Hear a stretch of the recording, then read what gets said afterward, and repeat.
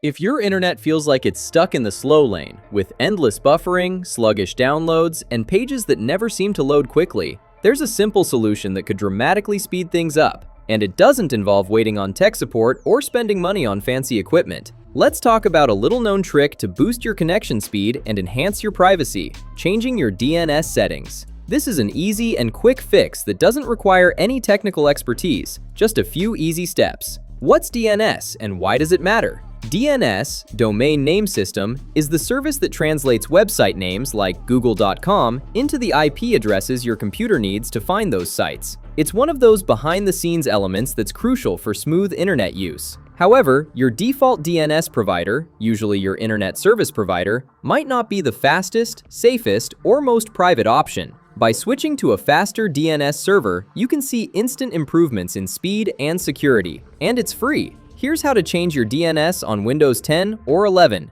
Search for Control Panel from the Start menu and open it. In the Control Panel, set View By to Large Icons, and then select Network and Sharing Center. Click Change Adapter Settings on the left side. Right-click your primary internet connection, Wi-Fi or Ethernet, and choose Properties. Scroll down and select Internet Protocol version 4, TCP/IPv4, then click Properties. Choose Use the following DNS server addresses. For Cloudflare DNS, enter Preferred DNS Server 1.1.1.1, Alternate DNS Server 1.0.0.1. Click OK to save your changes. If you're using IPv6, follow the same steps and input. Preferred DNS Server 2606:4700:4700:1111. Alternate DNS Server